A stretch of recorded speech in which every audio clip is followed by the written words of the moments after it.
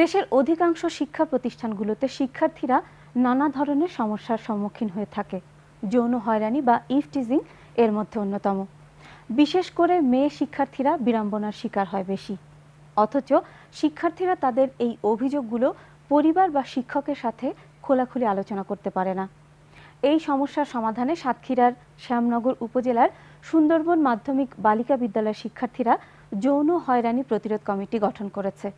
School management committee ও অভিভাবকরা তাদের পাশে দাঁড়িয়েছে। মাসুম আলিসার গবেষণায় বিস্তারিত জানব মানিক শিকদারের প্রতিবেদনে।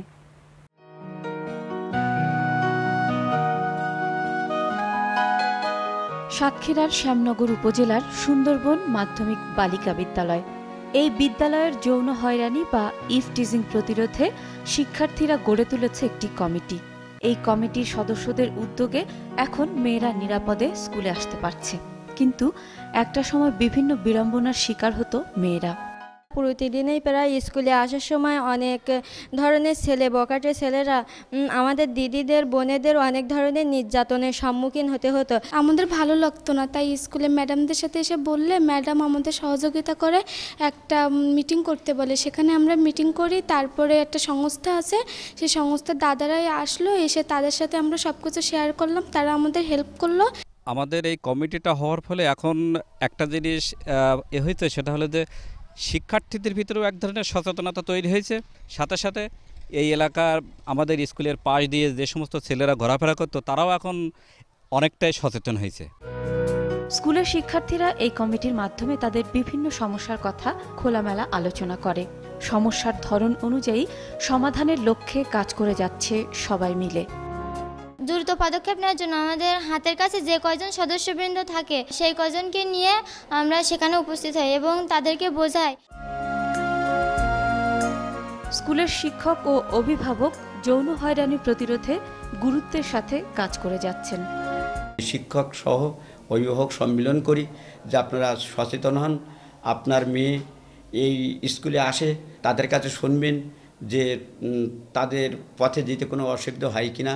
বলছি না, এই এলাকার সচেতন হয়ে গেছে, এলাকার অভিভাবক মানে এলাকার ছেলেরা একজন যদি করে ইনকেস করে বসলো, কিন্তু আরেকজন প্রোটেকশন নেই, যার ফলে ওরাই ওখান থেকে ম্যানেজ করে ফেলে।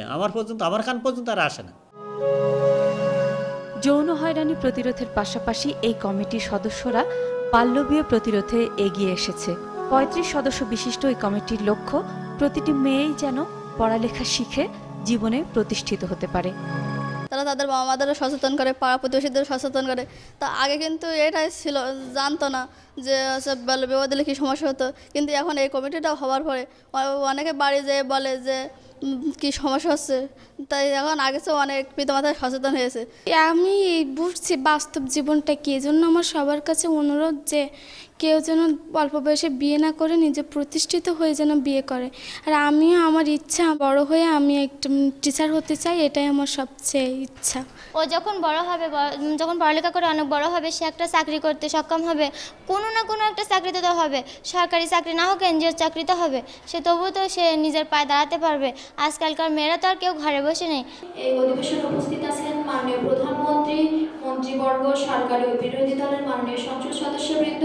অধিবেশনের শুরুতে মাননীয় সংসদ সদস্য সুন্দরবন 10 আপনাকে আপনার বক্তব্য উত্থাপনের জন্য আমি বিশেষভাবে অনুরোধ করছি। আপনার সময় 2 মিনিট। মাননীয় স্পিকার, আপনাকে ধন্যবাদ। এই স্কুলের শিক্ষক ও শিক্ষার্থীরা বিদ্যালয়ে চালু করেছে ছায়া সংসদ। এই সংসদের মাধ্যমে তাদের বিভিন্ন সমস্যার সমাধান ও দাবি আদায়ের জন্য বিল উত্থাপন করা হয়। এতে করে তাদের মধ্যে নেতৃত্বের বিকাশ ঘটছে। জাতীয় সংসদ, সুন্দরবন সংসদ দেখলেন, এগুলো আমরা প্রতি সপ্তাহে একবার করে এই বিষয়ের উপর আলোচনা রাখি। তারপরে স্কাউট আছে, ওটার উপরেও করি।